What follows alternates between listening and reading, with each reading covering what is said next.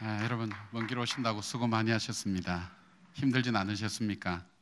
오후 시간이 아마 밥 먹고 주무시기가 좋은 시간인데 피곤하시면 의자도 이게 안락하고, 이 의자가 오바마 대통령이 외대 왔을 때에 그때 앉았던 의자를 저희들이 주문해서 했으니까 아마 평안하실 겁니다. 그래서 아마 대통령 같은 그런 느낌이 드시도록 했는데, 약간만 고개만 숙이면 뒤로 젖혀서도 잘 수 있도록 되어 있습니다. 코를 골거나 잠꼬대만 하지 않으면 괜찮을 것 같습니다. 저희들이 10년째 섬기고 있는데, 저희 섬기고 있는 굉장히 중요한 이유 중에 하나가 참 심각한 한국교회 현실들을 우리가 이렇게 보면서 이 우리의 사명을 우리가 조금 더 잘 감당할 수 있었으면 좋겠고, 또 우리가 받은 축복을, 중보기도의 축복을 우리 어린들과 청소년들을 위해서도 잘 좀 나누었으면 좋겠다는 생각도 있고, 또 한국교회가 또 이런 부분들을 잘 감당하여서 우리 한국교회 미래를 만들어가는 일이 되었으면 좋겠다는 생각을 해봅니다. 작년 강의가 참 좋았다 그랬는데, 제가 작년 강의를 보니까 내가 왜 이런 강의를 했는지를 잘 모르겠어요. 그래서 강의안은 갖고 왔는데 얼만큼 이것대로 할 수 있는지 전 잘 모르겠습니다. 그래서 작년 영상을 그냥 제가 안 나타나고 영상을 하는 것이 좋지 않겠나 그러니, 그래도 실물이 나타나는 게 효과가 있다 그래가지고 제가 나왔는데 작년에 이어서 계속 또 오신 분들, 또 실제적으로 하고 계신 분들이 계신데, 제가 오늘 이 강의를 통해서 제가 할 수 있는 한 가지 그 강의의 내용이 있다면, 중보기도라는 것이 굉장히 중요하구나, 꼭 해야 되는 거구나, 그리고 우리 아이들에게 이 중보기도는 정말 중요한 거구나, 그런 마음의 동기만 풀어놓을 수 있다면 전체 강의에 대해서 이렇게 다 마쳤다고 그런 생각이 들어갑니다. 강의를 들었는데 괜히 고생해서 왔다 이제 이렇게 되는데, 제 강의가 시원찮다 할지라도 그 다음에 실제에 들어가면 우리가 중보기도 교재가 한 7과로 구성되어 있습니다. 그래서 여러분들이 이제는 중보기도라는 단어나 또 표현이나 훈련을 받은 분들이 많기 때문에 7과에 대한 내용을 워크샵 형태로 만들었기 때문에 여러분들이 체험할 수 있고, 특별히 중보기도 파티라는 책, 이동호 목사님 쓰신 그 책을 읽으시면 원리에 대해서 설명을 자세히 여러분이 알 수가 있습니다. 그래서 단순히 이번 워크샵만 가지고는 자세히 중보기도에 대한 기본 개념에 대한 훈련을 받은 분들은 괜찮지만, 그렇지 않으면 이해하는 데 조금 어려움이 있을 겁니다. 제가 한번 여쭤볼게요. 중보기도 훈련을 받으신 분 한번 손 들어 보십시오. 됐습니다. 받으신 분들은 나름대로 이렇게 중보기도가 뭔지에 대한 개념이 들어있는데, 그렇지 않은 분들은 참 어렵다는 사실을 생각해 봅니다. 이해할 때 여러분 그래서 책을 좀 보시면 좋을 것 같습니다. 이 한국 사회가 굉장히 지금 변화되고 있습니다. 지금 이 변화라는 것은 우리가 상상하는 것보다는 훨씬 더 심합니다. 단순히 전에는 이성의 시대에서 감성의 시대로 변한다고만 생각했습니다. 즉 이성적으로 논리적이고, 또 사람들에게 또 체계적이고, 그 다음에 그렇게만 하면 다 된다고 생각했지만, 이것이 감성의 시대로 바뀌어지면서 크게 감성의 시대의 특징이 세 가지 특징이 나타나기 시작했습니다. 체인지, 변화를 추구하게 됩니다. 그래서 익숙한 것, 반복되는 것을 참 싫어합니다. 끊임없이 변화되지 않으면 죽는 어떤 그런 환경 속에 우리가 오늘 살고 있습니다. 그래서 교회도 끊임없이 변화돼야 되고, 우리 자신들도 변화되는 그 변화에 있던 중심 체인 속에 우리가 들어가 있다. 그 다음에 스피드입니다. 감성시대의 특징은 척하면 삼척이라 그러잖아요. 우리가 이성적인 사람은 논리적으로 설명을 해야 되지만, 감성은 그냥 자기가 그냥 느끼는 겁니다. 그러니까 굉장한 스피드죠. 그래서 이 스피드를 얼만큼 요하느냐에 따라서 실력도 좌지우지 된다는 겁니다. 그러니까 우리 세상에서 가장 빨리 컴퓨터가 이렇게 잘 돌아가는 데가 한국입니다. 세계적으로. 그런데 그것도 안 켜진다고 마우스 돌리는 나라는 한국밖에 없습니다. 빨리 켜지라고. 근데 굉장히 바쁩니다. 빠릅니다, 한국이. 그래서 한국의 이런 어떤 특성들이 아마 IT 분야에, 특별히 반도체 분야에 굉장히 세계적으로 이렇게 독보적인 위치에 차지할 수 있는 그거 되지 않았을까 하는 생각이 됩니다. 그 안에 있다면, 그 다음에 이 스피드 시대 또 하나, 감성 시대 볼 수 있는 것은 컬러입니다. 컬러. 다양성입니다. 다양성. 이 다양성이 우리가 사상적으로나 종교적으로는 다원주의와 함께 우리에게 다가오게 됩니다. 자, 그런데 이것이 단계적으로 이렇게 흘러왔어요. 삼성의 시대. 그런데 요즘은 융합시대라고 해요. 제4시대, 융합시대 얘기하는데 이거는 뭐냐면 이 전체가 한꺼번에 같이 몰려온다는 겁니다. 그러니까 지금 설교를 해도 이성적인 것과 감성적인 것이 같이 전달되지 않으면, 게다가 재미라는 것이 연결되지 않으면 교인들의 은혜를 안 받습니다. 여기 아마 우리 교육자들이 대부분이라고 생각되시는데, 여러분 설교하실 때 우리 아이들과 설교할 때 옛날처럼 앉아가지고 이렇게만 해가지고는 아이들 전혀 감동받지 않습니다. 우리가 50대, 60대의 관심의 기준은 이게 옳으냐 틀리냐의 관심의 기준을 가지고 보고 있지만, 30대, 40대에 가지고 있는 관심은 이것이 얼만큼 의미가 있느냐 하는 걸 찾습니다. 그런데 10대, 우리가 만나는 10대나 어린이들의 특징 중에 하나는 재미있어야 됩니다. fun이 이들의 기준입니다. 재미없으면 아무것도 들으려고 하지 않습니다. 그러니까 세상의 모든 사람들, 아이의 시선을 끌려고 하는 포털 사이트나 게임은 재미를 가장 중요한 덕목과 가치로 두고 살아가고 있습니다. 자, 이런 세상 속에 다원화된 사상과 그리고 세계관들이 다가오는데, 아이들에게 세계관이나 다원화된 세상에 대한 얘기를 해야 얘들한테 이게 무슨 말인지 못 알아들을 거예요. 그다음 우리는 다원화되고 그다음에 이게 다양화된 이 세상의 실제적인 문화를 아이들이 접하게 되면서 자신도 모르게 그 자신 속에 다원주의라는 게 다원화된 어떤 사상이나 생각이 주입되고 있다는 사실입니다.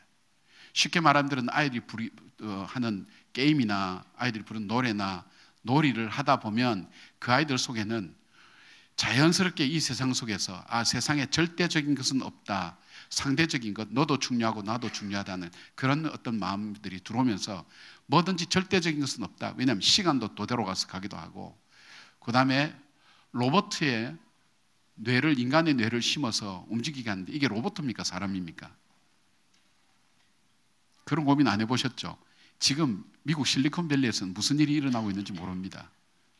그러니까 사람이 죽지 않는다는 거예요. 인간의 뇌에 로봇을 인간의 뇌 속에 심어서 움직이게 하고, 이 뇌가 낡으면 뇌의 기억력을 다시 새로운 싱싱한 뇌에 이식시켜서 죽지 않게 만든다는 거예요. 그러니까 우리가 지금 몸은 죽지만 우리의 마음이나 이 생각이나 이것이 죽지 않기 때문에 어쩌면 인간은 영원히 살 수 있다. 그 시기나 몸은 죽지만 몸은 이제 앞으로 부품 갈아 넣듯이 그렇게 할 수 있다고 생각하니까 이런 세상에 우리가 살고 있습니다. 그러니까 아이들이 지금 부르는 노래, 놀이, TV 이걸 자연스럽게 접하고 그 다음에 게임을 접하다 보면 그런 마음이 들어가니까 결국은 뭐가 없어지는가 하면, 우리가 조금 어려운 표현하면 하나님의 절대주의, 하나님의 유일신 하나님에 대한 절대주의나 또 절대적인 진리에 대한 부분이 아이들 속에 점점 없어져 가고, 평등, 인권 이러면서 인본주의나 이런 사상들이 많아지게 되면서 이들에게 있어서 교회에 대한 헌신도나, 교회에 대한 헌신도라는 게 표현 어폐가 좀 있을지 모르지만 예수님에 대한 절대적인 어떤 자기의 의존하는 이 부분이 아이들에게서, 청소년에게서, 성도들에게서 점점 없어져 가고 있습니다. 그거는 지금 저와 여러분도 마찬가지입니다. 그러면서 지금 통계에 나오는 거 보면 우리가 믿음의 가정이라 할지라도 그 믿음의 가정의 아이들도 교회 안 나오는 아이들이 너무 많아졌다는 겁니다. 그렇다 보면 지금 어떤 문제가 나오는가 하면 이 시기가 점점 지나가다 보면 앞으로 우리 다음 세대의 청소년이나 아이들은 없어진다는 통계입니다. 작년 통계입니다만은 보게 되니까 요즘 교사 구하기도 힘들죠. 교회마다 10년 후에 보면 우리 그 교단만 하더라도요 청소년과 어린이 부서가 거의 없어진다고 지금 얘기하고 있습니다. 지금 10년간 교회학교 변동사항을 이렇게 본 거 보면 영유아부는 16%가 감소했고, 아동부는 40%가 감소했고, 그 다음에 청소년부는 22%가 감소했고, 제가 이 전국 남성교회 무슨 수련회 가서 강의를 하는데 거기에 와서 청년 대표가 와서 하는 얘기가 전국에 우리 교단의 청년들이 2만 명이라 그래요. 2만 명. 저희 교회가 한 2천 명 넘거든요. 그러니까 한 교회가 이렇게 청년들을 많이 이렇게 같이 모여 있는데, 그러면 전국에 있는 수많은 교회 청년들은 몇 명 된다는 얘기입니까? 자, 근데 이마저도 이 청년들보다도 더 줄어드는 것이 청소년들과 그 다음에 어린이라는 것입니다. 근데 줄어드는 인구 절벽이 며칠 전 신문 보니까 14년 당겨졌다는 거예요. 인구 절벽이 뭐냐면 인구가 그 신생아가 탄생하다가 쭉 이렇게 하다가 어느 날 갑자기 뚝 떨어진다는 거예요. 이것이 현상으로 나타날 때 그때부터는 사회, 경제, 모든 정치나 이런 전반적인 영향을 미치면서 우리가 예상하지 못한 문제들을 앞으로 직면하게 된다는 겁니다. 여러분이 지금 아동부서나 청소년부서를 맡고 있지만 이제는 가르치고 싶어도 아이들이 없다는 거예요. 가르칠 수가 없다는 거예요. 근데 이것보다 더 심각한 것이 있습니다. 그게 뭐냐면 정말 그 어린이들과 청소년들에게 정말 이들의 영적인 것을 일깨우면서 그들로 하여금 직접적으로 영적인 것을 일깨우면서 그들로 하여금 그 영적인 것이 그들의 노래가 되고 삶이 되고 그리고 신앙의 고백이 되는 프로그램이 없다는 겁니다. 도구가 없다는 겁니다. 이 어린이 프로그램 굉장히 많아요.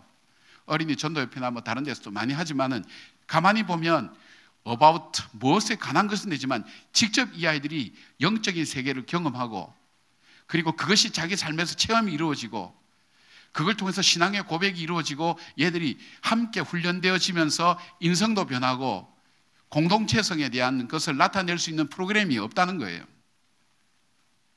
이것이 심각한 겁니다. 그러니까 교회마다 교육에 손을 놓고 있는 거예요. 교단에서 나오는 공가를 가르치면서 아이들 얘기하고 그 다음에 이제 이 신학교에 입학한 전도사님들이 그 교회나 이런 데 나오는 부분을 바라보면서 나름대로 세상의 어떤 그 바깥에 있는 자기가 배웠던 지식 가지고 아이들에게 말씀을 소재로만 사용하는 그 정도의 교육 외에는 아이들에게 실제 아이들이 부딪히면서 그 다음에 자기들이 실제 체험하면서 생각하면서 실제적으로 삶의 습관으로 자리 잡을 만한 프로그램이 현실적으로 한국에 없다는 거예요. 누가 알고 계신 분이 있으면 한번 얘기해 보세요. 이런 프로그램이 있다고 얘기하는 것. 실제적으로 한번 보십시오. 실제적으로 아이들에게 신앙에 있어서 가장 핵심적이고 근본적인 것이 들어가면서도 그것이 그들의 삶이나 사회성이나 영성이나 관계성에 있어서 영향을 줄 수 있는 것이 없다는 것이 심각한 문제였습니다. 제가 중보기도에 대해서 관심을 갖게 된 것은 제 개인적인 어떤 그 개인의 그게 있습니다. 제가 이제 미국에서 있으면서 목회를 하면서 한 2년 사이에 교회가 한 3배 이상 부흥했으니까 엄청난 부흥을 했죠. 근데 결국 저는 더 이상 거기서 목회하지 못하고 들어올 수밖에 없었어요. 상황이. 저희 가정에 이제 어려움을 겪으면서 더 이상 목회를 하지 못하고 부흥하는 교회를 두고 들어올 수밖에 없는데 그것이 제 삶에 굉장히 의문이었습니다. 제가 마산에 있는 대학에 있으면서 대학에 교목도 하고 교수도 하면서 제가 생각했던 것이 그거였습니다. 왜 나는 이민 목회에 실패했을까? 다른 사람들이 이민 목회 어렵다고 했지만 저에게는 어려움이 아니라 부흥과 그리고 새로운 어떤 성장의 희망을 보았기 때문에 계속 그것을 중간에 두고 들어온다는 자체가 제 목회에 있어서는 너무나 아픈 상처가 될 수 있는데 이게 원인을 모르겠는 거예요. 교회도 부흥하고 예산도 늘고 교회 분위기도 좋았고 제가 어느 정도 악조건이었냐면 제가 시카고에 있었습니다. 시카고는 목사들의 무덤이라고 얘기합니다. 여기는 이단도 잘 안 되는 데입니다. 시카고는 1000명 넘는 교회도 없습니다.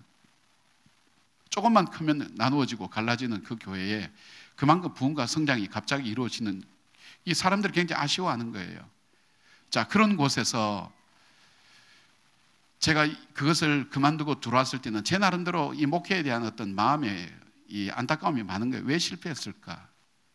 왜 그토록 열심히 잠 3-4시간밖에 안 자면서 뛰면서 제자훈련 2개씩 하고 신방 다니고 공부하면서 그렇게 했는데도 불구하고 왜 나는 중간에 포기할 수밖에 없었을까? 제가 그게 의문이었어요. 그런데 이제 마산에 있는 대학에서 하나님께서 허락해 주셔서 거기서 하나님께 기도할 때 하나님 내가 목회를 배울 수 있는 곳으로 보내달라고 할 때 정녕 교단도 다른 지구촌교 이동원 목사님이 안식년 갈 때에 저를 그곳에 설교 목사로 갈 수 있도록 하나님께서 열어주셨고 그 교회 가서 처음으로 훈련받은 것이 중보기도 훈련이었습니다. 그때는 중보기도 훈련에 대한 개념이 없었어요. 한국 교회가 중보기도에 대해서 몰랐어요. 저도 중보기도가 뭔지를 잘 몰랐어요. 근데 교인들과 함께 중보기도 받는 과정 훈련을 겪으면서 이거였구나 하는 생각을 한 거예요. 내가 실패했던 것이 이거였구나. 이것은 뭐냐면 나 혼자 이 신앙생활에 영적 전쟁을 벌이겠다고 나 혼자 나섰다는 거예요. 수없이 나와 함께하는 우리의 동력자들을 나로 하여금 함께 공동으로 연합해서 할 수 있도록, 같이 신앙생활을 할 수 있도록 하지 못하고 나 혼자 뛰었단 말이에요. 나 혼자 뛰면 안 된다는 거예요. 내 혼자가 감당할 수 있는 영역이 한계가 있다는 거예요. 나에게 주어진 평신도들을 저들로 하여금 나의 동력자로 삼고, 저들로 하여금 영적인 자원으로 삼아서 저들과 함께 신앙생활을 하면서 이겨나가야 된다고 생각했던 것이 그렇게 생각을 미처 못한 거예요. 나는 목회자니까 주는 사람이고, 저 사람들은 평신도들은 받는 사람들이니까 저분들과 함께 하면서 내가 저분들 돌보는 것이 내 사명이다 그랬는데, 중보기도한 개념을 내가 알게 되니까 이 성경에서 나타나는 것이 그게 아니라는 거예요. 여러분, 우리가 신앙생활이라는 것은 다른 말로 바꾸면 영적 전쟁입니다. 우리에게 예수 그리스도를 얘기하고 십자가를 얘기하는 동일한 성경은 우리에게 사단의 존재를 동일하게 얘기합니다. 우리가 예수를 믿게 되면서부터 우리에게 있어서 굉장히 중요한 변화가 뭐냐면, 우리에게도 동시에 전쟁이 시작되면 영적 전쟁이 시작됩니다. 이 전쟁은 우리가 포기해도 포기하지 않습니다. 포기될 수가 없습니다. 내가 그만하고 싶어도 그만할 수가 없습니다. 내가 시작한 전쟁이 아닙니다. 저쪽에서 걸어오는 전쟁입니다. 근데 그 적들이 어떤 적들이냐? 성경에는 이렇게 나와 있죠. 사단 혹은 마귀. 그러니까 이 악의 천사가 이게 타락해서 만들었던 악의 능력과 권세를 가진 악의 축이 있고요. 우두머리가 있고, 그 밑에 영역별로 나누어서, 지역별로 나누어서 그 졸개들인 귀신들이 있다는 거예요. 그 귀신들의 역사나 영적인 세계를 우리가 볼 수 있어야 되는데, 이 영적인 세계를 우리가 보지 못하면 그걸 알지 못하는 거예요. 그런데 이 귀신이, 우리가 말하는 마귀가 우리로 하여금 하나님의 사람으로, 첫째는 우리로 하여금 눈을 가려서 우리에게 참된 구원이 있다는 것도 보지 못하게 만들 뿐 아니라, 우리로 하여금 하나님께서 우리에게 주신 구원의 풍성함을 누리지 못하도록 지속적으로 방해하고 우리를 파괴하는 일이 사단의 일이라는 걸 생각할 때, 오늘 저와 여러분 속에, 그리고 하나님께서 축복으로 주신 가정과 교회를 지속적으로 파괴하면서 우리로 하여금 하나님 주신 축복을 누리지 못하도록 만드는 구체적인 영적인 존재가 있다는 사실을 우리는 모르고 신앙생활을 한다는 거예요. 그 사단에 대해서 성경은 거짓의 아비라고 얘기합니다. 사단에 대해서 세 가지로 얘기합니다. 그는 거짓말하는 자요, 그는 그 다음에 이간질하는 자요, 더러운 자라고 성경은 그렇게 얘기합니다. 이걸 심리학적으로 얘기하든지 보면, 이게 거짓말한다는 것은 인지 왜곡을 시키는 겁니다. 인지 왜곡. 우리가 믿고 있는 인생의 기준을 바꿔버리는 거예요. 여러분, 사람의 인생의 기준이라는 게 굉장히 무섭습니다. 기준에 따라서 사람은 행동합니다. 인생의 기준은, 그 속에는 자아관과 가치관과 세계관이 포함되어 있는데, 이 인생의 기준을 바꿔버리는 거예요. 인지 왜곡을 시키면 골치 아픈 거예요. 여러분, 우리가 정신적으로 어려움이 있는 사람, 그 사람들 특징이 뭐예요? 인지를 왜곡하는 거예요. 그래서 나타나는 게 뭐예요? 공황장애 같은 거 나타나잖아요. 그 다음 피해망상 같은 거 나타나잖아요. 왜요? 인지가 왜곡되어 있으니까 그런 거예요. 기준이 다른 거예요. 그 다음에 사단이 우리에게 하는 것은 이간질이에요. 정서적인 불안을 주는 거예요. 두려움과 염려와 걱정을 주고 우리로 하여금 하나님의 사람과 가까이 하지 못하도록. 이간질이라는 것은 하나님과 우리 사이를 이간질하고요, 나와 나 자신을 이간질하고, 이게 나눠지면 정신분열 아닙니까? 그 다음에 나와 다른 사람을 이간질하고, 나와 공동체를 이간질하고, 하나님 주신 창조세계를 이간질하면서 우리로 하여금 하나님 주신 평안과 평강과 은혜를 누리지 못하도록 끊임없이 우리에게 이간질하게 하는 거예요. 그러니까 거짓을 진짜로 믿게 만들고 서로 이간질하고 나누는 일들을 하게 하는 거예요. 그러면 더러운 일이라는 건 뭐냐면, 저는 습관이라고 생각합니다. 습관. 사단은 우리에게 습관이라는 것을 만들어서 자동으로 우리에게 저절로 죄를 짓기 쉽도록 그렇게 만들어 놓은 거예요. 사단이 스위치만 딱 꽂으면 우리는 죄의 길로 돌아갈 수밖에 없도록 그렇게 만들어 놓은 거예요. 그래서 우리가 보통 축사 사역할 때 사단과 이 귀신과 그 귀신이 만들어 놓은 구조와 모든 걸 갖고 다 떠나라고 명령하는 이유가, 영적인 어떤 축사 사역을 하는 사람들이 그 이유는 뭐냐면, 사단이 우리 속에 구조를 만들어 놓는 거예요. 그 구조는 뭐냐? 자기의 영역의 영향력을 쉽게 받아들일 만한 습관과 성품의 구조를 만들어 놓는 거예요. 이건 저는 제 상담이나 심리학을 했기 때문에 이 부분을 볼 때, 상처받는 사람들은요, 상처받을 준비를 자기가 하고 삽니다. 어디를 가든지. 상처를 받지 않는 사람도 있지만, 예를 들면 파마를 했는데 어떤 분이 와서 야, 네 머리가 왜 철모 같냐? 이렇게 얘기하면 그것 때문에 와서 상처받아서 내 머리가 왜 철모가 됐을까? 미장원을 잘못 택했는가? 돈을 싸게 했더니 이런 일이 났는가? 거울을 보면서 그 때문에 고민합니다. 근데 건강한 사람은 어떻게 합니까? 그 내 머리가 철모 같다. 그런데 뭐 내 머리 철모 같아 맞는데 너가 돈 보태준 게 있냐? 그래도 우리 신랑이 나만 좋아하는데. 이러면 상처를 안 되는 거예요. 그런데 상처를 받을 준비를 하면서 우리의 상처 속에서 사단은 계속해서 우리로 하여금 자기의 존재로 만들어가는 것이 신앙생활입니다. 그렇다면 그 사단은 가장 효율적으로 누구를 공격해야 공격을 할 수 있겠는가 하는 것을 사단은 알고 있어요. 첫째는 주의 종이라고 생각해요. 그 다음에 그 사단이 갖고 있는 중요한 요소 중에 하나가 바로 다음 세대, 이번 세대에 이 사건에 실패하면, 이 일에 실패하면 다음 일에 그 다음을 하고, 이번 시대에 실패하면 다음 시대를 노리면서 준비하는 것이 사단이 갖고 있는 역할과 전략이라는 게 우리보다 탁월하고 지혜가 넘친다는 거예요. 그것이 저와 여러분의 신앙생활의 모습입니다.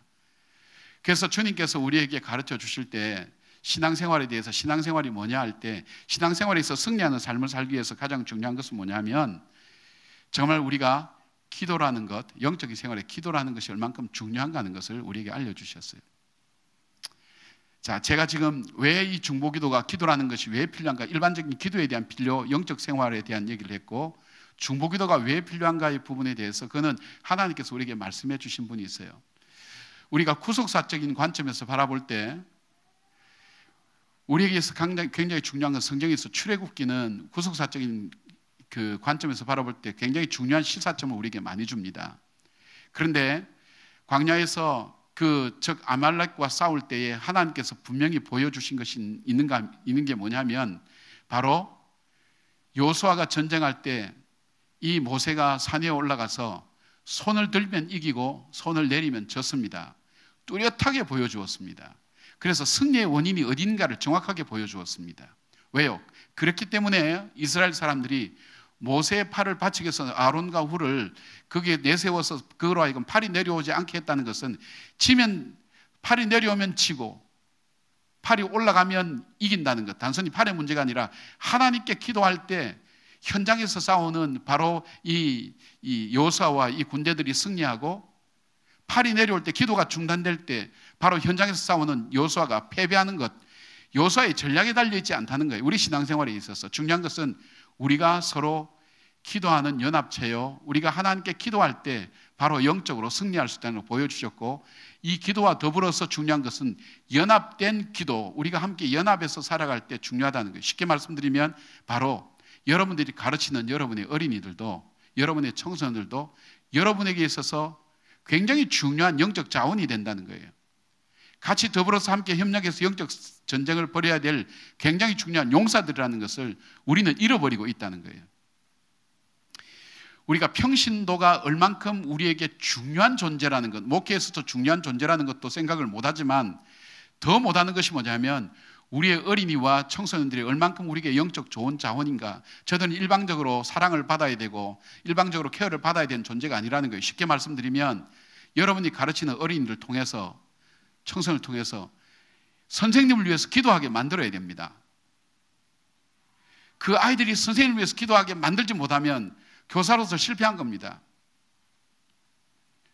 그 아이들로 하여금, 저도 그렇게 생각합니다. 성도들로 하여금 담임 목사나 교육자들 위해서 기도하지 못하게 만들다면, 목회자들 위해서 기도하지 못하게 만들다면 그 목회는 저는 많은 경우 실패한다고 봅니다.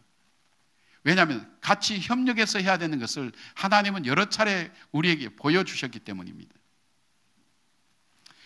그래서 우리에게 참 중요한 것이 있다면 이런 기도라는 것이 얼만큼 중요한가, 그리고 중보기도라는 것이 얼만큼 중요한가인데, 중보기도의 그 기도의 중요성에 대해서는 우리가 예배소서에 잘 나와 있습니다. 예배소서는 우리에게 굉장히 중요한 책입니다. 1장부터 3장까지는 교리에 대한 부분을 얘기합니다. 예수 믿는다는 게 뭘까? 예수 믿는 사람은 어떤 사람인가? 그런 부분에 대한 얘기를 하고 있습니다. 4장부터는 교리에 대한 실제적인 것이 나옵니다. 예수 믿는 사람의 실제적인 삶의 성품과 자세는 어떻게 해야 되는가? 그리고 그 다음에 나타나는 것이 인간관계입니다. 예수 믿는 사람에게 있어서 실제적인 삶 속에 나타나는 것은 변화된 우리가 사람들과의 관계 속에서 나타나는 그 변화된 하나님의 그리스도의 관계가 나타나는데 그것이 부부관계, 부모와 자녀관계, 종과 상전의 관계를 다루고 있습니다. 5장에서 그걸 다루고 있습니다. 그리고 6장에 넘어가면 영적 전쟁에 대한 부분을 다루고 있습니다. 쉽게 말씀드리면 우리가 정말 부부간에 잘 살고 싶고 자녀들과 좋은 관계 갖고 싶고 우리가 서로 직장에서도 평안한 생활을 하고 싶지만 이 모든 것 속에서 중요한 것은 영적인 전쟁에 승리하지 않으면 이렇게 살아갈 수 없다는 겁니다. 그래서 하나님의 전신갑주를 입으라고 얘기하고 하나님의 전신갑주를 입지 않으면 우리는 가장 중요한 우리 믿음을 가진 우리가 구체적으로 이 믿음의 현실이 나타나고 있는 인간관계 속에서 실패할 수밖에 없다는 겁니다. 거기서 성공할 수 있기 위해서는 자기가 좋은 인격을 가지고 좋은 성품 갖고 이것이 문제가 아니라 우리에게 전신갑주를 입어야 된다. 그 전신갑주가 뭡니까? 구원의 투구, 의의 흉배, 진리의 허리띠, 복음의 평안의 신발, 믿음의 방패, 말씀의 검과 성령의 검, 이것이 있어야 되는데 이것을 움직일 수 있는 힘이 뭐냐? 기도라 그랬습니다. 성령과 성령 안에서 깨어서 무시로 기도하라 그랬어요. 기도가 없이는 우리가 거꾸로 우리 역으로 돌아가면 기도가 없이는 우리는 우리가 갖고 있는 영적 무기를 쓸 수 없다는 거예요. 쉽게 말하면 탱크의 기름과 마찬가지예요. 쓸 수 없다는 거예요. 이걸 쓸 수 없으면 그 다음에 어떤 문제가 나타나는가 하면 우리가 정말 하나님께서 우리에게 주신 풍성한 관계, 우리 가족도 얼마나 하나님께 우리에게 풍성함을 위해 주신 그 공동체예요. 교회도 마찬가지예요. 우리 풍성함을 주신 공동체인데 이것이 평안하지 못하고 부부관계에 문제가 생기고 그 다음에 부모와 자녀가 문제가 생기고 그 다음에 우리가 직장 생활 속에서 문제가 생기는 그 원인 중에 하나는 뭐냐면 우리 속에 영적으로 승리하지 못했기 때문이에요. 이것은 어디에서 또 기인하느냐? 우리가 누구인가 하는 것을 알지 못했기 때문이고 하나님의 성령의 도우심을 받지 못하기 때문에 우리에게서 나타나는 것은 이런 실패의 삶밖에 없다는 것. 그래서 인간관계에서 받는 것은 상처와 아픔밖에 없고 그래서 나타나는 현상이 왕따나 이런 것을밖에 나타날 수밖에 없다는 거예요. 자, 그렇다면 우리에게 있어서 중요한 사실은 이 중보기도라는 것이 참 중요하다는 것과 또 기도라는 것이 얼만큼 중요한가 하는 것을 우리가 함께 나누었습니다. 자, 특별히 이제 그 중보기도를 하게 되면 같이 더불어 하게 되면 우리가 이전에 이 말씀을 좀 드릴게요. 우리가 예수를 믿게 되면 그러니까 예수 그리스도를 나의 구세주와 주님으로 믿게 되면 자아관의 변화가 나타납니다.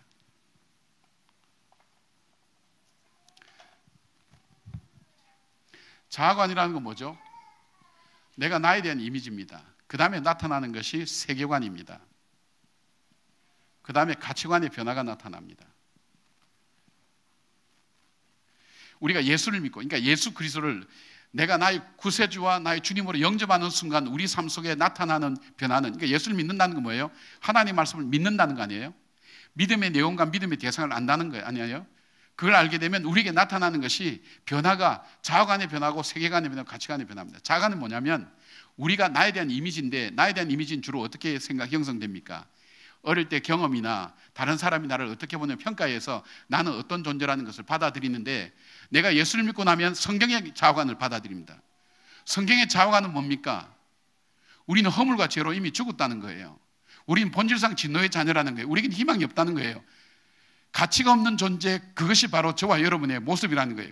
그런데 그런 우리에게 하나님께서 자비와 긍휼과 하나님의 은혜와 은총을 통해서 우리를 하나님의 자녀로 삼아주신다. 이것이 거저 주신 하나님의 선물이라는 거예요. 그럼 우리는 어떤 존재가 되는 겁니까? 우리는 정말 죄로 인해서 멸망당할 수밖에 없는 존재지만 예수 그리스도로 말미암아 우리는 하나님께 구원받은 하나님의 택하신 족속이다. 거룩한 제사장의 나라다. 내 삶이 바뀌는 거예요. 내가 실패했다고 해서 내 존재가 별 볼 일 없다 이 뜻이 아니에요. 내가 성공했다고 해서 내가 대단한 존재가 아니에요. 성공했다고 하는 존재에 대해서 성경은 우리는 본질상 진노의 자녀라고 성경은 얘기하는 거예요. 바울이 얘기했는데 바울이 우리처럼 지식이 없는 사람입니까? 헬라 철학의 대가입니다. 히브리 종교에 뛰어난 실제 삶을 살았던 사람이고 바리새인 중에 바리새인입니다. 우리보다 학식적으로 굉장히 탁월한 사람입니다. 그런데 그 사람이 볼 때, 그 사람 인생을 바라볼 때 그 사람이 얘기하는 거, 우리는 그런 존재였던 나는 허물과 죄로 죽은 존재라는 게 하나님 보실 때 그런 우리에게 하나님께서 일방적으로 우리에게 하나님 안에 있는 사랑과 은총을 가지고 우리를 구속하여 주시고 하나님 자녀 삼아 주셨으니까 우리는 참으로 존귀한 존재라는 거예요. 이것이 자오관입니다. 그리고 세계관은 뭐냐? 세계관은 세상을 보는 눈입니다. 우리는 세상을 보는 눈, 이 세상을 움직이는 것이 뭐처럼 보입니까? 돈이 움직이는 것처럼 보입니다. 실제 돈이 움직입니다. 권력이 움직입니다. 그러나 우리가 신앙을 받아들이면 역사의 주인이, 우리 삶의 주인이 이 세상을 움직여가는 그 주체가 하나님이라는 사실을 우리는 알게 됩니다. 이 세상을 움직이는 분이 하나님께 달려있다고 여기에 역사관이나 이것이 나오죠. 이 세상을 움직이는 것은 하나님입니다. 그러면 내 삶의 생사화복과 이 역사의 주인은 하나님이라는 사실을 내가 받아들이고 믿음으로 내 인생의 기준으로 삼는 겁니다. 그럼 어떻게 할까요? 우리가 세상을 바꾸기 위해서 촛불 들고 나가고 세상을 바꾸기 위해서 태극기 들고 나가는 그 이상으로 그건 자기 오피니언이니까 필요합니다. 견해니까 필요합니다. 더 근본적인 문제가 있다면 역사의 주인이 하나님이시라 그런다면 역사의 주인이신 하나님 앞에 나와서 기도하는 신앙적인 변화가 일어난다는 겁니다. 더 이상 이 세상은 힘으로 움직이는 것 같지만 힘으로 움직이는 것 같지 않다. 여러분 성경의 역사가 그거 아닙니까? 힘으로 움직이는 거지만 힘으로 움직이지 않는다. 물질로 움직이지만 물질로 움직이지 않는다고 믿는 겁니다. 이 역사의 모든 것을 주관하신 분은 하나님이시라는 걸 믿기 때문에 그에게 있어서 참된 인생의 초점은 하나님께 두며 살아갈 수 있는 겁니다. 이게 세계관, 세상을 보는 눈입니다. 퍼스펙티브의 변화입니다. 신앙은 관점의 변화라고 얘기합니다. 제가 이러다가 신앙 강자가 될 것 같아서 시간이 너무 그갈 때서 조심스럽습니다. 그 다음에는 삶의 우선순위가 바뀌게 됩니다. 나에게 진짜 가치 있는 게 뭔가? 예수를 믿고 나면 가치관이 물질적인 것에서 영적으로 변하게 되고 현상적인 것에서 본질적인 것을 추구하게 되고 현실적인 것에서 미래적인 것을 추구하게 되고 개인적인 것에서 공동체적인 것을 추구하게 됩니다. 그 변화가 일어납니다. 삶의 목표가 달라집니다. 그래서 너희는 먼저 그의 나라와 그의 의를 구하라는 이 말씀의 의미를 알게 됩니다. 그리고 이 우선순위가 바로 정립될 때 이 모든 것을 우리에게 주시는 그 하나님을 받아들이기 때문에 그 삶에 진정한 변화가 일어납니다. 자, 이런 변화가 일어났습니다. 그런데 이 변화가 일어나서 여기서 끝나는 게 아니라 성경은 우리에게 얘기합니다. 이것이 자라나가야 됩니다. 성장해야 됩니다. 성장인데 이것을 우리가 신학적 용어로 말하면 성화라고 얘기합니다. 그런데 성장과 성화는 어디에서 일어나느냐? 하나님과 교제하지 않고는 영적으로 성장하지 않습니다. 유명한 신학자를 할지라도, 제가 극단적으로 좀 표현합니다. 유명한 신학자를 할지라도, 대단한 철학가를 할지라도, 대단히 굉장히 설교를 잘하는 사람이라 할지라도 하나님과 개인적인 교제를 가지고 하나님과 교제가 없는 사람 중에 영적으로 성장하는 사람을 저는 본 적이 없습니다. 말은 늘어날지 모르고 지식은 늘어날지 모르지만 내 내면 속에 하나님과의 깊은 교제를 통해서 세상을 이길 힘과 하나님께서 나를 구속해 주신 그 구속에 대한 감사와 은혜에 대한 확신과 그리고 내가 삶을 살아갈 때 내 삶의 가치관을 어디에 세워야 될 것인가 하는 것을 끊임없이 우리에게 유혹으로 밀려오고 세상의 가치관으로 밀려오는 그것과 이기면서 승리해 나갈 수 있는 것이 있다면 바로 하나님과 끊임없는 교제가 이루어져야 됩니다. 여러분, 이 물이 있습니다. 물 가볍습니다. 이게 가볍고 무거운 문제가 아닙니다. 내가 힘이 없으면 이거 못 드는 겁니다. 내가 영적인 힘이 없다면 내가 영적으로 살아갈 수가 없는 겁니다. 그럼 영적으로 살아가고 영적인 성숙한 생각을 하기 위해서는 어떻게 해야 됩니까? 영적으로 성장할 수 있도록 해야 된답니다. 영적 성장은 어떻게 해서 이루어집니까? 훈련이 돼야 됩니다. 훈련, 엑서사이즈가 없이는 결코 성장이 이루어지지 않습니다. 하나님께서 시내산에서 이스라엘을 하나님 백성 삼았지만 이들이 정말 하나님의 백성 되기 위해서는 광야의 40년의 그 과정을, 긴 과정을 거쳤습니다. 매일 하나님께 얻어먹게 만들었습니다. 만나와 메추라께 얻어먹게 여러분, 사람은 얻어먹는 사람의 말을 듣게 돼 있어요. 그 다음에 하나님은 그 사람들의 자존심을 꺾어버렸어요. 자기 나름대로 인생의 가치가 기준 다 있어요. 여러분 지금 같은 자리에 앉아있지만은 여러분 가치 기준 다 다릅니다. 그런데 그걸 다 뭉개버린 거예요. 성막에 구름이 떠야 가는 거예요. 오늘 내가 가면 안 돼. 오늘 여기 내 머물러야 돼. 그러나 성막에 구름 뜨면 가는 거예요. 내 계산하고는 상관없어요. 내 상황하고 상관없어요. 내 마음의 판단하고 상관없어요. 오직 기준은 성막에 구름이 뜨면 가고 머물렀으면 있는 거예요. 아무리 거기가 딱 빛 내려치고 안 좋은 것이라 할지라도 거기 있는 거예요. 근데 그 이유가 뭐냐면 사람이 떡으로만 사는 것이 아니라 하나님의 말씀으로 사는 줄 깨닫게 하려 합니다. 하나님과 끊임없이 교제하며 하나님과 만나며 하나님과 함께 연합하는 훈련을 시켰을 때 그들이 비로소 하나님의 백성이 되고 가나안 땅에 들어가서 그들이 승리할 수 있는, 정복할 수 있는, 왕 대신 하나님을 섬기고 그 하나님의 뜻대로 이길 수 있는, 승리할 수 있는 일들이 바로 그 훈련이 되었을 때에 하나님께서 가나안 땅에 들어가게 한 거예요. 그렇다면 우리의 자녀들에게, 우리 자신들도 마찬가지고 우리가 믿는 이 믿음의 구원의 확신에 대한 부분이 있다고 전제를 하고, 이 기본적인 구원의 확신에 대한 전제도 없을 수 있어요. 있다고 전제를 하고 우리에게 있어서 중요한 부분이 있다면 이들이 영적으로 성장해서 앞으로 세상을 이기고 사단을 이기고 자신을 이기고 하나님의 자녀답게 살아갈 수 있도록 훈련을 시켜줘야 된다. 훈련이 안 되면 똑똑하고 잘 사는 것 같은데 안 그렇습니다. 학벌이 아무리 좋고 똑똑하고 잘 사는 것 같아도 하나님의 자녀답게 살지는 못합니다. 흉내를 낼 수 있을까요? 글쎄 모르겠어요. 그렇게 할 수 있을 겁니다. 우리에게 있어서 굉장히 중요한 부분이 되고 있다.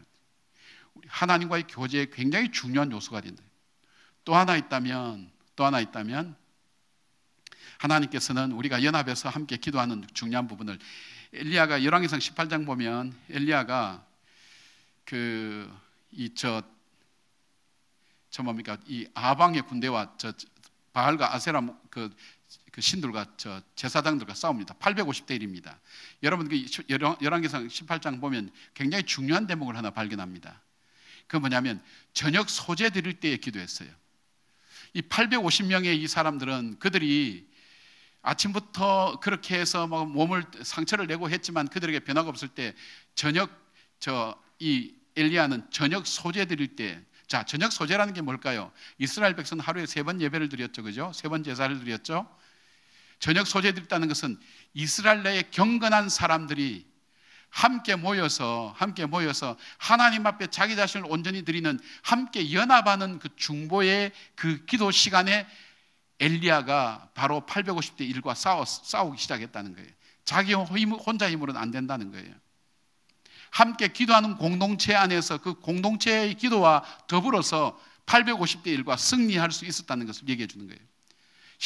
신앙은 개인적이면서도 우리에게 있어서 굉장히 공동체적인 것을 보게 됩니다. 그래서 우리에게 있어서 이런 부분들을 우리가 살펴볼 수가 있습니다. 자, 그러면 우리에게 있어서 시간이 많이 가니까 중보기도 할 때 어떤 일들이 일어나는가? 첫째는 굉장히 중요한 일 중에, 중보기도 할 때 일어나는 일 중에 아까 말씀드린 것처럼 영적 전쟁에 대한 어떤 의식을 아이들이 갖게 됩니다. 아, 정말 내가 하나님의 자녀구나. 하나님께서 내게 주신 이 삶을 바르게 살기 위해서 내가 하나님과 기도하는 것이 참 중요하구나 하는 것들을 우리에게 배울 수 있는 기회가 됩니다. 그 다음에 참 중요한 것은 관점의 변화가 일어나요. 관점의 변화. 전에는 사람들과 관계 속에서 나에게 괴롭게 하고 잘해준 사람과 못해준 사람을 이렇게 보다가 이 중보기도를 하게 되면 그 사람을 문제의 대상으로 보는 것이 아니라 내가 기도의 대상으로 보게 됩니다. 관계의 변화가 일어나기 시작하는 거예요. 그러니까 왕따라는 것이 없어지는 게, 우리 아이들, 청소년들 보면 학교에 가서 정말 저 아이는 왕따 당할 아이인데 이 아이 속에 이 중보기도 훈련을 받아 놓으면 아니다, 저 아이는 왕따할 얘기 아니라 저 아이에게 무슨 사연이 있다, 내가 기도해야 될 기도의 대상으로 받아들이게 되니까 공동체를 변화시키는 굉장히 중요한 요소로 아이들이 변화가 되는 걸 봅니다. 그 다음에 또 하나 변화가 뭐냐면 중보기도를 하게 될 때 주어지는 또 하나 중요한 요소는 이 아이들의 성품의 변화가 일어납니다. 그건 어른들도 마찬가지입니다. 여러분, 우리는 문제 중심으로 바라봅니다.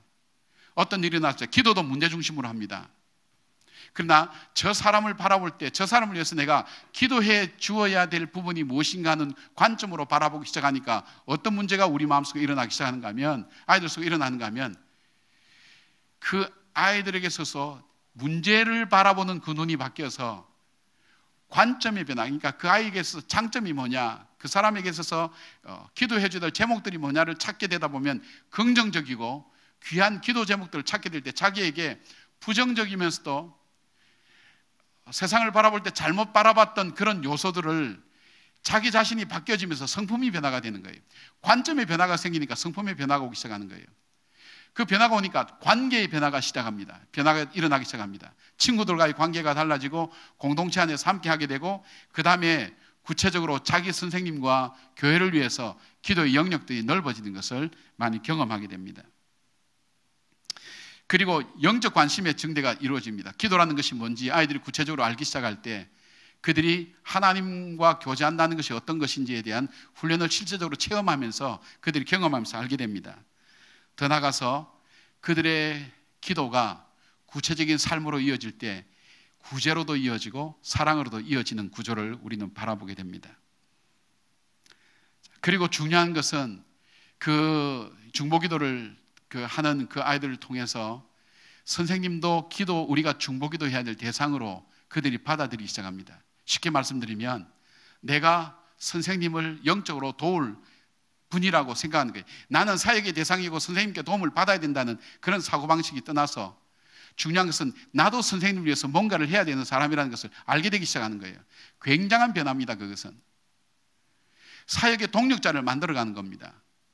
여러분에게 있어서 내가 가르치는 그 아이들은 나의 돌봄을 받아야 될 대상이라고만 생각한다면 여러분은 엄청난 자원을 놓치고 있는 거예요. 비록 어린아이들이지만 그 어린아이들이 결국 나에게 있어서 굉장한 하나님 주신 영적 자원이요, 기도의 동력자요, 함께 하나님의 자녀라는 사실을 우리가 알고 그 아이들이 그렇게 해서 자라나게 될 때 그 아이들은 영적으로 아름답게 자라게 되는 것을 보게 됩니다. 자, 중보기도에 있어서 왜 중요한가? 굉장히 중요한 게 사단의 전략입니다. 우리가 아까 말씀드린 것처럼 구속사적인 관점에서 굉장히 중요한 그 일들이 뭐냐면, 말씀드린 것처럼 우리에게 있어서 그 하나님께서 성경을 볼 때 우리에게 있어서 우리를 구속하시기 위한 하나님의 역사라고 이렇게 구속사의 역사는 보지 않습니까? 그렇다면 이 애굽을 우리는 막이라고 그렇게 성경에 칭하고 있습니다. 이 애굽 죄되었던 옛 땅에서 그들이 탈출할 때에 몇 번씩이나 거절을 합니까? 10번이나 거절합니다. 그 거절하는 과정 속에서 사단이 붙들고 있는 것이 무엇인가 하는 것을 우리는 명백하게 볼 수 있게 됩니다. 자, 제일 먼저 나타나는 것이 뭐냐면, 이 모세가 바로에게 찾아가서 내 백성 이스라엘 백성을 보내달라고 얘기할 때 바로가 그렇게 하지 않는다고 지금 거절합니다. 그래서 우리가 제일 먼저 이제 뭡니까? 물이 피로 변하는 것, 이런 어떤 재앙들이 일어나면서 네 번째 재앙이 뭐냐면 파리떼 재앙입니다. 파리떼 재앙이 나타나고 난 다음에 바로가 얘기하는 것이 나가라. 마지못해 그 재앙이 너무 무서우니까 나가라고 얘기하면서 대신 이런 조건을 겁니다. 너무 멀리는 가지 마라. 그리고 거기 나가서 나와 나를 위해서 너희 하나님과, 그리고 너희 하나님 위해서 기도하지만 나를 위해서도 기도하라고 그렇게 요청을 하게 됩니다. 이 사단의 전략을 보게 됩니다. 우리의 신앙생활이 더 깊어지고 영적으로 하나님께 더 가까이 나가는, 그리고 세상으로부터 더 멀어지고 하나님과 더 가까이 나가는 것을 끊임없이 우리 사단은 포기하지 않고 우리에게 도전해 온다는 사실입니다. 그리고 또 하나 동시에 사단이 요청하는 것이 있다면 그것은 사단에게 있어서 하나님과 세상을 겸하여 섬기도록 그렇게 우리를 유혹한다는 것입니다. 그것이 사단의 전략입니다. 계속해서 그 다음에 그 여러 가지 재앙들이 일어납니다. 그래도 바로는 변하지 않다가 8번째 메뚜기 재앙에 갔을 때 드디어 또 한 번의 항복을 합니다. 이때 항복하는 게 뭐냐면, 자, 나가는데 다 좋다, 멀리 나가도 상관없다, 그리고 나를 예배 안 해도 상관없다, 그런데 아이들만은 남겨놓고 나가라고 얘기합니다. 10번의 재앙이 마지막이라면 8번째 거의 마지막에서 사단이 끝까지 붙들고 있는 것이 뭐냐면 우리의 다음 세대들, 우리 아이들을 놓지 않겠다는 겁니다. 이것이 한국교회가 어쩌면 영적으로 눈을 뜨지 못했기 때문에 우리가 어린이와 청소년들에 대해서 영적으로 이들을 가르치고 양육하는 부분을 놓친 부분 중에 굉장히 치명적이라고 저는 생각합니다. 우리가 한국교회의 부흥을 찾으면서 그 부흥을 향해 나갈 때 우리는 다음 세대를 준비하지 못했습니다. 캐톨릭 같은 경우는 최근에는 아니지만은 얼마 전만 하더라도 그분들이 수십 년 전에 세웠던 전략들이 성공하면서, 교육에 성공하면서 캐톨릭의 부흥이 확 일어났던 적이 있습니다. 그들이 미래를 준비했던 그것이 현실로 나타나게 된 겁니다. 교황 방문을 기점으로 해서 엄청난 변화가 일어나기 시작했고, 뭐 몇백만 명이, 기독교인들이 한 100만 명이 캐톨릭으로 동시에 넘어가는 그런 일들도 일어날 수 있었던 것은 그들의 전략이었습니다. 미래를 위한 준비를 그들은 했다는 겁니다. 지금도 이 정부 부처나 이런 데, 캐톨릭이나 이런 데서 힘을 쓰는 이유는, 캐톨릭은 사람을 길렀습니다. 사제 중에 환경 전문가를 기른다든지, 사제 중에 어떤 다른 전문가를 기른다든지, 그리고 그들이 얘기할 때 그 전문성 있는 사람들과 가서 같이 얘기할 수 있는 사제가 있기 때문에 그들은 정계나 이런 데서 유리한 고지를 점령할 수 있었고, 그것은 정책적인 면에서 그들이 성공할 수 있었는데, 우리는 개교회주의로 그냥 가면서 그나마 어른 중심으로 가고 우리의 아이들과 청소년을 놓친 겁니다. 지금도 마찬가지입니다. 지금도 교육부서가 어려워지면 교육부서부터 점점 어려워집니다. 교육부서를 담당할 전도사님들과 그 다음에 교육자들에 대한 우리의 관심이나 생각이 점점 줄어갑니다. 그거는 그분들이 목사가 되기 위한 인턴이나 거쳐가는 과정 정도, 아니면 학생 정도로 해서 훈련받아서 그냥 그 과정 속의 하나로 나타나는 그것은 가지, 여기에 정말 중요한 핵심이 있다는 것을 가지고 헌신하는 목회자도 없고 관심 갖고 정말로 그들을 위해서 기도하는 사람도 없다는 겁니다. 현실적으로 여러분, 우리나라 청소년 전문가들이 얼마큼 됩니까? 청소년으로 내가 그만두겠다, 내 일평생 내 목회를 걸겠다는 사람이 얼만큼 됩니까? 내가 어린이 사역으로 일평생 내 목회를 걸겠다는 사람이 얼만큼 됩니까? 단순히 거쳐가는 과정. 우리 소개했던 우리 노 목사님 같은 경우는 제가 이제 우리 교회 모시고 올 때 그런 얘기 했어요. 이분을 아마 다른 부서로 이제 옮기겠다고 이렇게 얘기를 해서 이쪽으로 올 수 있겠냐 그랬더니, 저는 교육부서가 아니면 안 갑니다. 그럼 당신은 교육부서에 헌신하겠냐? 하겠다는 거예요. 근데 저분이 오셔서 하는 일들 보니까 정말 어린이들과 청소년들의 탁월하게 해요. 탁월하게. 제가 볼 때는 지금까지 제가 모셨던, 함께 동력했던 어떤 교육 목사보다도 가장 탁월하게 역할을 하는 거예요. 왜냐하면 관심이 거기에 있는 거예요. 자기 사명이 거기에 있는 거예요. 그 일을 하는 거예요. 여러분 이제 구체적으로 이제 가셔서 여러분들이 이제 부서에서 경험하게 될 때, 우리 전사님들과 함께 이 워크숍이 어떻게 이루어진지 여러분 경험하게 되면 얼만큼 이것이 체계적으로 잘 이루어져서 개발되어지고 만들어진 것이, 교재를 이렇게 보면 교재다 처음 만들었을 때보다 얼마나 많이 업데이트가 된지 알 수가 없어요. 안 놓치는 거예요.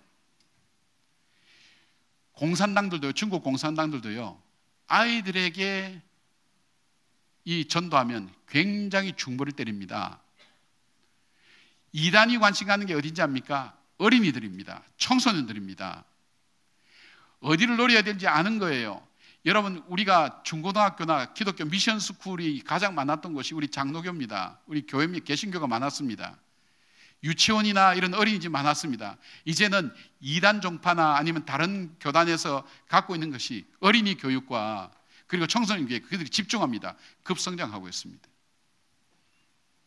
이슬람의 전략도 아마 그럴 겁니다. 아이들이나 청소년들 10년만 지나면, 10년까지 안 지나도 됩니다. 그들이 투표권자가 됩니다. 투표권자 될 때 자기들의 권한이 생기면 그걸 통해서 정치인을 만들 수 있고, 그걸 통해서 자기 의견을 대변하는 사람을 만들 수 있으면, 그것은 정계, 교육계, 정치, 사회 속에 들어가는 건 시간 문제라는 전략을 가지고 그들이 2023년을 한국을 이슬람화 시키겠다고 얘기했던 부분들이 그 전략 속에 나오지 않습니까? 이게 뭐냐면 교육을 통해서 잡겠다는 거예요. 지금 이 나라도 마찬가지입니다.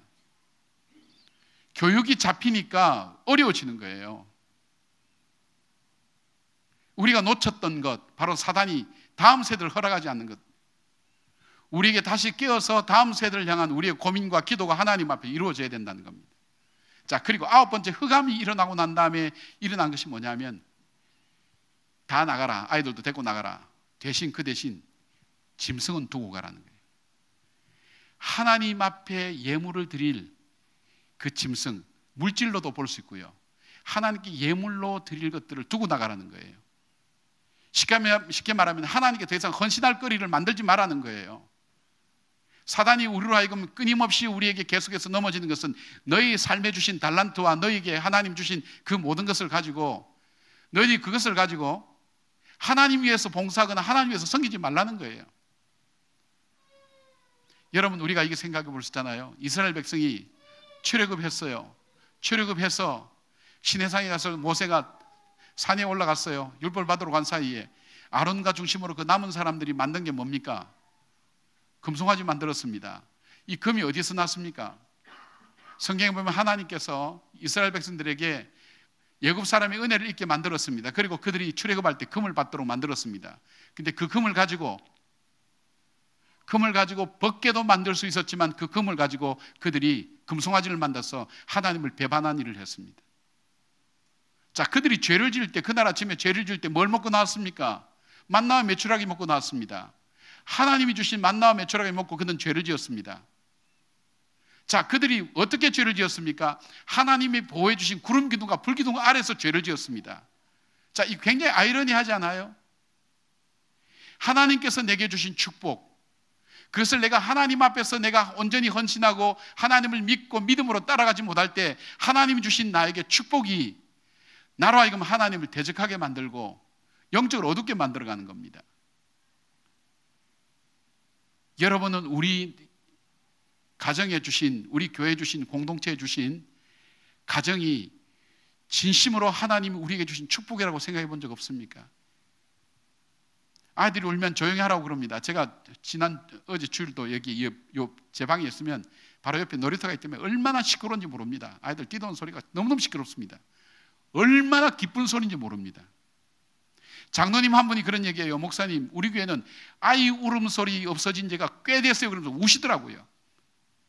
있을 때는 몰랐어요.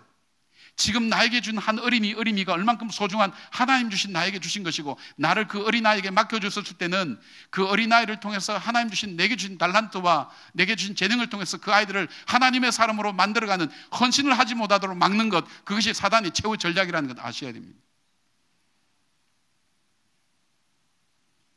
하나님이 주신 만나와 메추라기 먹고 죄를 짓고 하나님의 보호 아래 죄를 짓고, 이것이 인간의 모습입니다. 저는 여러분들이 이번 과정을 통해서 구체적으로 기도가 참 중요하구나. 그 다음에 둘째는, 또 하나는 기도 중에서도 중보기도가 참 중요하구나. 그리고 또 하나는 왜 어린이와 청소년을 위한 중보기도를 해야 되겠는가 하는 부분들을 여러분 마음속에 새겨가셨으면 좋겠어요.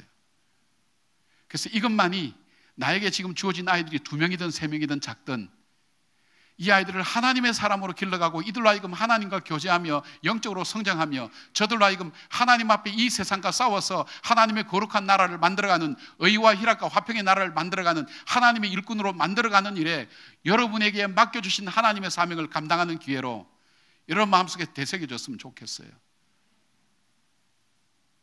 그래서 여러분들에게 소망이 있습니다. 우리 10주년 행사 같으면 크게 요란하게 하는데 그렇게 하지 않은 이유가 있습니다. 정말 갈급해하는 사람들만 오십시오. 이 문제가 정말 우리나라의 문제며 우리 교회의 문제며 내 영혼의 문제며 우리 교회의 문제입니다 하는 걸 심각함을 느낀 사람만 오십시오. 왜냐하면 심각함을 느끼지 않는 사람은 와도 교육에 효과가 없어요. 가서 듣고 평가만 하고 아무것도 하지 않아요. 우리가 보는 거하고 실제로 행해보는 건 다릅니다. 우리는 이미 10년간의 임상의 결과가 있기 때문에 이것이 아이들에게 어떤 삶의 변화를 일으키는지 우리는 갖고 있단 말이에요. 그렇다면 여러분 알고 있는 지식과 관점만 가지고 그렇게 하는 것이 아니라 실제적으로 그 아이들의 삶의 변화가 일어날 수 있도록 그들이 함께 훈련이 되어서 하나님의 거룩한 백성으로 되어지는 그 훈련이 어릴 때부터 되어져서 사단이 빼앗아 가기를 원하는 그 미래 세대를 다시금 하나님의 세대로 돌아오게 만들고, 바로 그 일을 위하여 이 시대에 여러분을 부르셨다는 사실의 사명을 가지고 여러분이 참된 마음을 가지고 이번 훈련에 임하시고 여러분 창건하시기를 바랍니다. 부탁을 드립니다. 이제 질문을 좀 받겠습니다. 제가 우리 카피하는 동영상을 우리 노 목사님 작년에 강의했던 것으로 담아 드리는 게 훨씬 좋을 것 같아요. 체계적으로 강의가 잘 되어 있어서 작년에 담아주는 것이 훨씬 여러분들이 이해하기가 쉬울 것 같습니다. 그렇게 해주시면 될 것 같아요. 여러분이 가실 때에 오늘 강의했던 내용, 오늘 이 내용들도 담지만은 작년에 강의했던 동영상이 있습니다. 제가 봐도 작년에 참 체계적으로 잘 이렇게 정리가 되어서 굉장히 우리에게 피드백이 좋았습니다. 그래서 그 영상을 여러분이 보시면 되고, 여러분이 이것으로 끝나지 않고 중보기도 훈련을 여러분이 실제적으로 받으셔서, 실제로 중보기도 훈련을 받으셔서 그 개념을 여러분들이 잡고 계시면 도움이 될 겁니다. 그러면 이 워크숍이 어떻게 이루어진지 알게 될 겁니다.